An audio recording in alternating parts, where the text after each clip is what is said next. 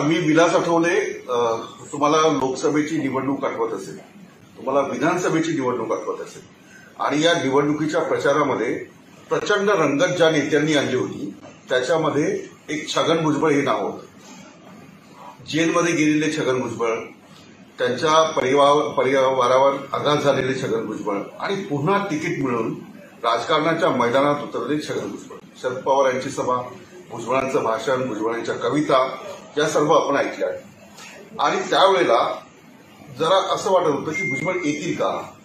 ज्या नेत्यावर, ज्या व्यक्तीवर जेलमध्ये जाण्याचा अनुभव आहे, त्याच्यावर आरोप आहे भ्रष्टाचाराचे, ते पुन्हा राजकारणात येतील का आणि त्यांचं करिअर संपलंय का, अशी चर्चा असताना छगन भुजबळ पुन्हा मंत्री झाले आणि पहिल्या शपथविधीमध्ये त्यांचं नाव होतं आणि त्यांनी उल्लेख केला. छगन भुजबळ यांनी शपथविधीला उल्लेख केला. 1 वर्ष पूर्ण झालंय राज्य सरकार 3 पक्षाचं आहे, महाविकास आघाडी आहे आणि या सरकारच्या कामाविषयी छगन भुजबळ यांच्याशी मी बोलणार आहे की नेमकं काय 1 वर्षात तुम्ही केलं आणि त्यांचे काय अनुभव आहे. भुजबळ साहेब, आपलं खूप खूप स्वागत. मला 1 वर्ष पूर्ण झालं, म्हणजे खरं तर जे सरकार 10 दिवसात पडेल, 15 दिवसात पडेल, 1 महिन्यात पडेल असं वारंवार विरोधक म्हणत होते. 1 वर्ष पूर्ण झालंय. आता यावेळेला काय भावना आहे, छगन भुजबळांच्या भावना काय? आता तुम्ही जे म्हणालात की छगन भुजबळ संपले, जेलमध्ये गेले, आता कसलं काय, ते खरंच असतं. एवढं सगळं झाल्यानंतर राजकारणामध्ये परत एवढा लवकर पुढे येणं आणि मंत्रिमंडळात सामील होणं किंवा पहिल्या शपथविधीमध्ये शिवाजी पार्कवर शपथ घेणं हे खरं जे आता ते माझ्या पक्षाचं आणि माझे नेते जे शरद पवार साहेब आहे त्यांचं ते श्रेय आहे. त्यांना जर वाटलं असतं एखाद्या पक्षाला की नाही त्या जेलमध्ये गेले त्यांना कशा मंत्री करा असं म्हणतो, पण ठीक आहे. पण त्यांना कल्पना होती की आज ज्या केसेस झालेल्या आहेत त्या त्यांनी सुद्धा काही ठिकाणी मांडलं, हे सगळं वस्तुस्थितीवर आधारित ह्या केसेस नाही, ह्या जबरदस्तीने लादलेल्या केसेस आहेत. विंडिक्टिव्हनेस आहे त्याच्या पाठीमागे, याची त्यांना चांगली कल्पना होती आणि आहे. आणि म्हणूनच त्यांनी झालेल्या अन्यायाचा थोड्या काही प्रमाणामध्ये किंवा बऱ्याच प्रमाणामध्ये वचपा म्हणा किंवा तयारी करण्यासाठी विरोधकांच्या बाबतीमध्ये छगन भुजबळ पहिल्या याच्यामध्ये शिवाजी पार्कवर शपथ घेण्यासाठी आम्ही त्यांना संधी देतो. कारण तुम्ही त्यांच्यावर अन्याय अर्थात नाही, मी तुमच्यावर सांगतो, तुमच्या भावना मला कळत आहेत, पण मला सांगा ही हीच होती. एक नेता राष्ट्रवादी काँग्रेसचा प्रदेशाध्यक्ष राहिलेला, माजी उपमुख्यमंत्री राहिलेला, तो जेलमध्ये गेला, हजारो कोटीचा घोटाळा त्याच्यावर आरोप आहे आणि त्यांना पुन्हा मंत्रिमंडळात आणायचं ही राष्ट्रवादीला रिस्क होती. म्हणजे इमेजच्या दृष्टीने त्यांना ती कधीच तशी वाटत नव्हती. याचं कारण तोपर्यंत जे आहे अनेक बाजूने ह्या केसमध्ये काही दम नाही आणि ह्या जे सरकार जे आहे हे द्वेष भावनेने वेगवेगळ्या लोकांवर केसेस करत आहे, लोकांना त्रास देत आहे, हे तोपर्यंत कळालेलं होतं की हे सगळं राजकीय आहे. हे जनमानसामध्ये रुजलेलं होतं. देशामध्ये सुद्धा मी जेव्हा अनेक लोकांशी बोलतो तेव्हा आमचं माणूस त्याचं पॉलिटिकल आहे आणि लोकांना माहिती होतं की राजकीय सगळं आहे आणि याच्या पाठीमागे दुसरं काय. त्यामुळेच पवारसाहेब या लोकांची नाडी ओळखण्यामध्ये हुशार आहे. त्यामुळे त्यांना माहिती होतं की लोकांना सुद्धा माहिती आहे की भुजबळांना अन्याय होतोय आणि केवळ राजकीय इथूनच त्यांना दाबण्याचा प्रयत्न होतो आणि पवारसाहेबांनी त्या पद्धतीने पावलं उचलली आणि मला संधी मिळाली आणि मला वाटत होतं तिकीट मिळेल, पण तिकीट मिळालं मंत्री होऊ अशी होती दाखवून तुम्ही. तिकीट मिळेल 100% माहिती होतं, निवडून येणार 100% माहिती होतं, मंत्री होणार की नाही हे माहीत नव्हतं. त्याचं कारण असं की राष्ट्रवादी काँग्रेस मंत्रिमंडळात येईल असंच वाटत होतं. म्हणजे वाटत होतं की शिवसेना आणि बीजेपीचं सरकार येणार, मग आमचं कुठे त्याच्यामध्ये काय होणार नाही. त्याच्यामुळे ती काही फार अपेक्षा आमची नव्हती खरं सांगायचं. पण अचानक ते राजकारण राज्याचं बदलत गेलं आणि शिवसेना जे आहे भाजपला त्यांनी सोडचिठ्ठी दिली आणि तिघांचं सरकार झालं तर त्याच्यामध्ये मग आपल्याला फार लवकरच जे आहे पुन्हा पण भाजपमध्ये म्हणतात अनैसर्गिक युती आहे तुमची, म्हणजे कसं म्हणजे तुम्ही कसं लोकांपुढे अनैसर्गिक युती आहे, अपवित्र युती आहे, यांना काय मॅन्डेट नव्हतं, शिवसेनेला भाजपबरोबर होते म्हणून मतदान मिळालं, या सगळ्या आरोपांना कसं उत्तर देणार? भाजप म्हणते ही अपवित्र युती आहे, महाविकास आघाडीचं सरकार अपवित्र आहे. भाजपने काश्मीरमध्ये मेहबूबा मुफ्तीबरोबर सरकार म्हणून ती काही पवित्र होती काय युती? आणि भाजपच्या अगदी वाजपेयीच्या सरकारमध्ये सुद्धा भाजपा विरोधी बोलणारे किंवा त्या आयडिओलॉजी विरुद्ध असं जॉर्ज फर्नांडिसारखे अनेक लोक होते. ते काय त्यांना त्यांची आयडिओलॉजी त्यांना पसंत होती का? शासन करायचं असतं, चालवायचं असतं, आणि त्यामुळे त्यांनी ते केलं. आणि इथे तर तेवढा सिरियसनेस नाही आहे, इथे तेवढा सिरियसनेस नाही. आणि शिवसेना काय, काँग्रेस काय, राष्ट्रवादी काँग्रेस काय, एक दोन महत्वाचे मुद्दे जर सोडलेच तर जवळपास महाराष्ट्राची सेवा करणं हे हा उद्दिष्ट आहे ना आमचं. आता मी महत्वाच्या मुद्द्यावर होतो की 1 वर्षाचा काळ येतोय, कोरोनाचं संकट आहे, सगळ्यात महत्वाचं मराठा आरक्षणाच्या संदर्भात महाविकास आघाडीवर अनेक आरोप होत आहेत. मंत्र्यांमध्ये समन्वय नाही, मंत्री उपसमिती जी आहे तिला काही घेणं देणं नाही, ती वेळेवर वकील सुद्धा उभं करत नाही, कोर्टामध्ये जे पुरावे आहेत ते देत नाही, असे विरोधक म्हणतात. भाजपही त्याला सांगितलं. असं आहे, फडणवीस यांनीच, माझ्याकडे ते क्लिपिंग आहे, दाखवू शकतो, ठीक आहे, की यांनी शायद आम्ही आमचं काम केलं फडणवीस सरकारनं, आता हे कोर्टाच्या हातात आहे काय, आणि कोर्ट काय करेल ते पाहावं लागेल. म्हणजे त्यांना माहिती आहे की आता हा कायदा बनवल्यानंतर कोर्टाच्या हातात आहे, त्यांनी त्यावेळेला कबूलच केलं. आणि मग आता जे आहे आघाडी सरकारला दोष का बरं देतात? असं आहे की ओबीसीचं आरक्षण मिळावं, 50 वर्षापेक्षा जास्त लढाई झाली, अनेक आयोग नेमण्यात आले, मंडल आयोग नेमण्यात आला, त्याचा रिपोर्ट आला, अवॉर्ड आला, 10 वर्ष तो वास्तामध्ये बांधून ठेवला. शेवटी व्हीपी सिंग साहेबांनी तो ऍक्सेप्ट केला, जाहीर झाला, आणि नंतर हायकोर्ट, सुप्रीम कोर्टपर्यंत 2-3 वर्ष ते लढा द्यावा लागला. 9 जजेसच्या घटनापीठापुढे हा प्रश्न आमचा गेला. म्हणजे ओबीसी, आणि तिथे त्याच्यावर शिक्कामोर्तब झालं. म्हणजे ओबीसीला सुद्धा कोर्ट, हायकोर्टात, सुप्रीम कोर्टामध्ये लढावं लागलंच ना, सरकारनं मंजूर केल्यानंतर सुद्धा, भारत सरकारनं मंजूर केल्यानंतर कोर्टात ते टिकून ठेवावं. बरं, आता सुद्धा कायदा जो आहे फडणवीस सरकारने केलेलाच कायदा आहे. वकील फडणवीस सरकारने दिले होते, त्यापैकी आणखी काही मोठे वकील घ्यायचे ते आपण देऊ. पण याच्यात पुढे काय आहे, याच्यापुढे आपल्याला थांबावंच लागेल ना, कोर्टामध्येच ही लढाई आपल्याला जिंकावी लागेल. पण आता मोर्चा, आंदोलन असे इशारेही नाही, तर आंदोलन करण्याचा प्रत्येकाला अधिकार आहे काय. आणि मग काय ना काहीतरी वेगवेगळ्या पद्धतीनं जे सरकारच काय करत नाही, तो मंत्रीच काय करत नाही, तो अंकच काय करत नाही. मला असं वाटतं की प्रत्येक जण शेवटी कोर्ट म्हटल्यानंतर कसा वेळ जातो, त्याच्यामध्ये कशा तारखा पडतात, कसा विलंब लागतो, हे आता आपल्या देशामध्ये जग जाहीर आहे. त्याच्यामुळे महाविकास आघाडीला दोष देण्याचं काही कारण नाही ना.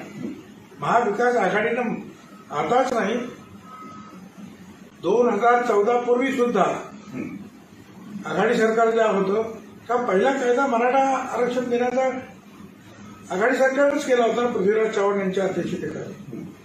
अर्थात तो टिकला नाही म्हणून दुसरा केला.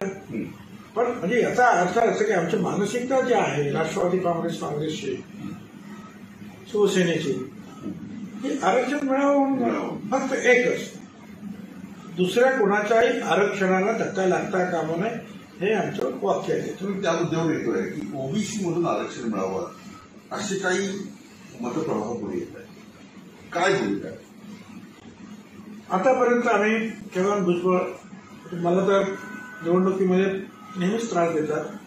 म्हणजे ज्यांचा या चळवळीशी काही संबंध आहे ते सुद्धा मराठा समाजाला विरोध आहे, मराठा आरक्षणाला विरोध आहे भुजबळांचा, असं करीत निवडणुकीमध्ये त्रास देतात. त्यावेळेला निवडणुकीमध्ये आम्ही हरलो सुद्धा लोकसभेच्या वगैरे. मराठा समाज एका बाजूला करायचा, बाकी मग हरवायचं. काम किती केलं तरी त्याचा काही उपयोग झाला ते तो भाग वेगळा. प्रश्न असा आहे की मी कधीच विरोध केला नाही, नेहमीच पाठिंबा दिला. होय, मी ओबीसीसाठी शिवसेना सोडली, शिवसेना फुटली, शिवसेना सोडली, शिवसेना फुटली, 18 आमदार बाहेर पडले. आणि त्यावेळेला तुम्हाला कल्पना आहे कुठल्या परिस्थिती म्हणून शिवसेनेची आणि आमची जी लढाई झाली. त्याच्यानंतर मग पवार साहेबांनी ज्या समता परिषदेचा मेळावा झाला जालनामध्ये, त्याला आम्ही मागणी केली की लागू करा महाराष्ट्रात. त्यावेळेला पवार साहेबांनी तो लागू केला. प्रश्न असा आहे की टाऊन सुलातून निघालेला आमचा हा कायदा मंडळ आयोगाचा अहवाल भारत सरकारने स्वीकारलेला, सुप्रीम कोर्टाने मान्य केलं, असं आहे. आता सुरुवात झाली की मग असं करा, ओबीसी मधूनच आम्हाला आरक्षण द्या. आणि ओबीसी मध्ये आरक्षण दिलं आरक्षण काय मिळणार आहे कुणाला? 27% आरक्षण का 30% आरक्षण. आज भटक्या विमुक्त अमुक तुमुक अ ब वर्ग जाता 17% आरक्षण शिल्लक आहे. 17% आरक्षणामध्ये जवळजवळ 54% लोकसंख्या ओबीसीची, 450 जाती आहेत त्याच्यामध्ये. आणि मराठा जर त्याच्यामध्ये आला मराठा समाज, त्यांना तरी काय मिळणार आहे आणि ओबीसीला काय शिल्लक राहणार आहे. पण आजही मराठा समाज म्हणजे कुणबी समाज हा ओबीसीमध्ये आहे. आणि मराठा समाजातल्या अनेक लोकांनी मराठा कुणबी मराठा म्हणून ओबीसीचं जे आहे सर्टिफिकेट म्हणून अनेक ठिकाणी आरक्षणाचा फायदा ते घेत आहेत. म्हणजे असं नाही की ओबीसीमध्ये काही लोक नाही, काही प्रमाणात आहेत ना कुणबी मराठा. परंतु आणखी हे सगळं करायचं म्हणजे मग ओबीसीचं आरक्षण संपणार आहे. आमचं म्हणणं आहे की तुम्ही वेगळं काय तुम्हाला घ्यायचं तुम्ही जरूर घ्या, पण ओबीसीचं जे आरक्षण तुम्हाला मिळता कामा. आणि याचं कारण आहे की राजकारणामध्ये हे आरक्षण आहे. ओबीसीना राजकारणामध्ये सुद्धा आरक्षण आहे. आता राजकारणामध्ये सुद्धा घुसाघुशी झालेली आहे, तो भाग वेगळा. पण आहे ओबीसीचं आरक्षण. पवार साहेबांनी दिलेली जिल्हा परिषद, नगरपालिका, महानगरपालिका हे पण त्याला म्हणजे आता त्या ह्याच्यामध्ये ज्या खऱ्या खोट्या केसेसमध्ये ते गेलेलं बरंचसं इकडे गेलं आहे, ते पण नावाचं ते पण गेलं. माझं असं म्हणे की तुम्ही वेगळं घ्या, परंतु आता ते नाही तर मग याच्यात असं कसं काय चालेल. त्यामुळे जे समाजाचे जे आहेत मोर्चे निघतात सगळ्या राज्यामध्ये मोर्चे निघतात आणि निघणार. उद्या सुद्धा पुण्याला मोठा मोर्चा आहे अनेक ठिकाणी होईल.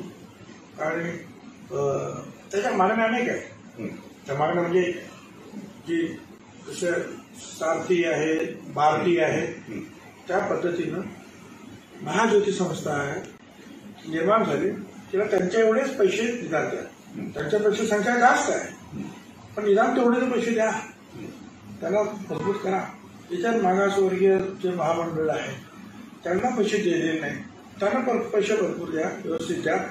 नंतर शिष्यवृत्तीचे जे आहे तो जो 2-3 हजार कोटी रुपये शिल्लक राहिलेले आहेत, पोरांना कॉलेजमध्ये प्रवेश मिळत नाही, त्याच्यामध्ये 1,000-1,500 कोटी रुपये द्या.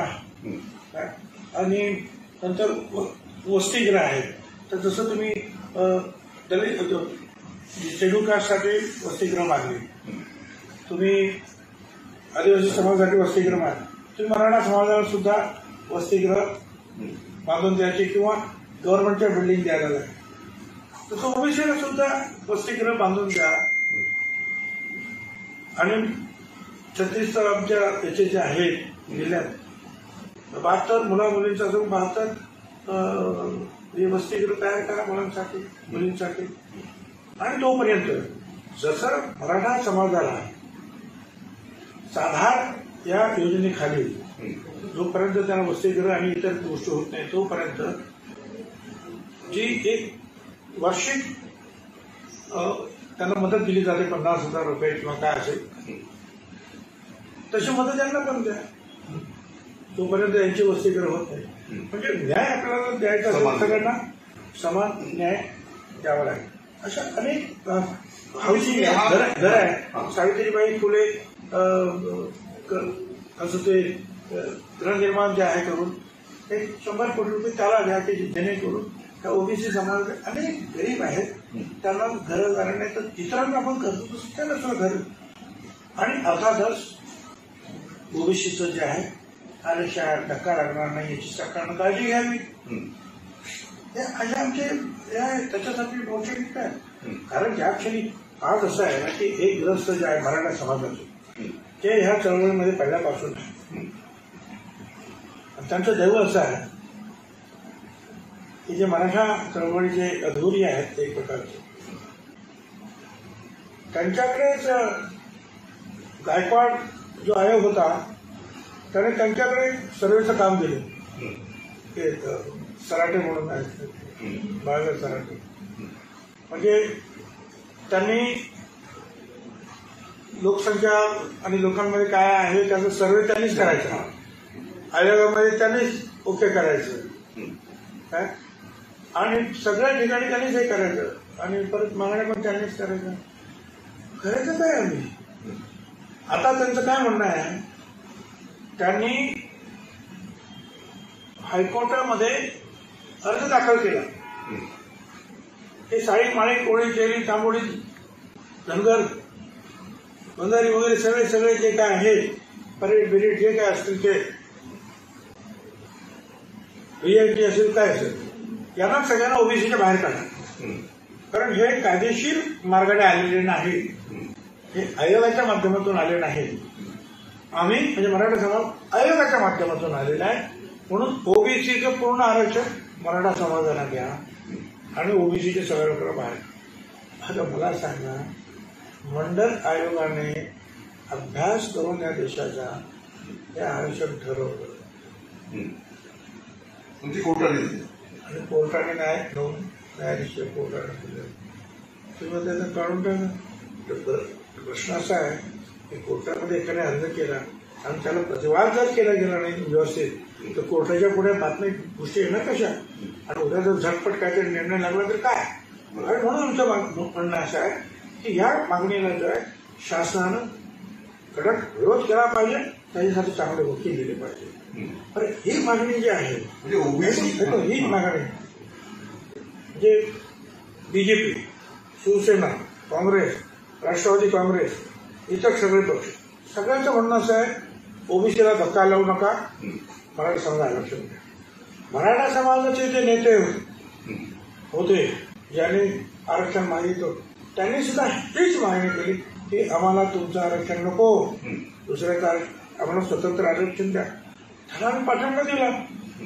पण आता जर काही लोक जर रस्ता जर म्हणजे वाट बदलत असतील आणि परत ओबीसीच्या म्हणजे आड येत असतील तर मग आम्हाला पण सुद्धा जागृत राहायला पाहिजे ओबीसी घटकात.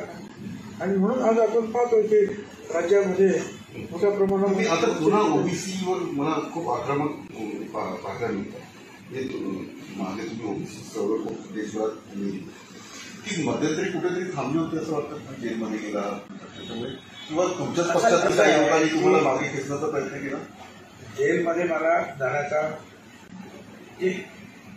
अनेक कारण आहे. भ्रष्टाचार वगैरे सोडून भ्रष्टाचार झालाच नाहीये, बाकीचेच कारण आहेत. त्याच्यामुळे हे कारण असू शकतं ना किंवा हे ओबीसीचं लोक जे आहे देशभर नेतं कारण असू शकतं, नाही असं नाही. अनेक कारणांनी जास्त बोलतो. 95 ते 99 सरकार याच्यामुळे मोदी साहेबांनी सुद्धा कबूल केलं यांच्यामुळे आमचं सरकार. प्रश्न असा आहे असेल, परंतु एखादा मनुष्य जो आहे ज्या वेळेला त्याला एकदम 2.5 वर्ष आपण ठेवतो त्याला बाहेर संघटना जी आहे थोडीशी शांत बसते, शांत राहतातच. तरी तुम्हाला मी सांगतो 2017 3 ऑक्टोबरला नाशिकमध्ये 12 ते 15 लाख लोकांचा मोर्चा निघाला. मी जेलमध्ये असताना छगन भुजबळ जेलमध्ये शांत कुठे बसत होता, पत्र लिहित होता, विधानसभा ते तर आपण चालूच होतं. समता परिषदेला, परंतु समता परिषदेचं मुवमेंट थोडी थांबली होती. तो मुवमेंट जे आहे त्याची सभा घेणं, मिटिंग घेणं आणि सगळ्यांचं लक्षात भुजबळच आहे. आणि एक असा दबाव प्रेशर निर्माण झालं सगळ्यांवर. ते काही समता परिषदेला सांगा ना, तो काय बोललं तर गडबडच होते. त्यामुळे ते परत मंत्री झाल्यानंतर साहजिकच जास्त बोलायचं नसतं. त्याच्यामध्ये परत करोना, त्याच्यामुळे एकत्र यायचंच नाही. या गोष्टीमुळे असं वाटलं की बा समता परिषदेचं काम थांबलं. परंतु आता ज्या पद्धतीनं हे वेगवेगळे जे आहेत प्रश्न अडचणी समोर येतात, हे पहिल्यांदा बोलावंच लागतं, एकत्र यावंच लागतं, भांडावंच लागतं. मंत्री होणार की नाही हे माहित नव्हतं. देखो भुजबळ करेंगे, भुजबळ का काय होणार, जेलमध्ये मला जाण्याचा अनेक कारण आहेत. भ्रष्टाचार वगैरे सोडून, तर भ्रष्टाचार झालाच नाही, बाकीचेच कारण आहेत. मराठा समाजातल्या अनेक लोकांनी मराठा कुणबी मराठा म्हणून ओबीसीचं जे आहे सर्टिफिकेट मिळवून अनेक ठिकाणी आरक्षणाचा फायदा ते घेत आहेत. ओबीसीचं जे आहे आरक्षणात धक्का लागणार नाही याची सरकारनं काळजी घ्यावी. त्यांना तरी काय मैदान आहे आणि ओबीसीला काय शोधत लागणार. एकच सांगतो की बीजेपीचं राज्य आपण घालवू शकतो हा विश्वास महाविकास आघाडीनं देशाला दिला. छगन भुजबळ यांची खणखणीत मुलाखत.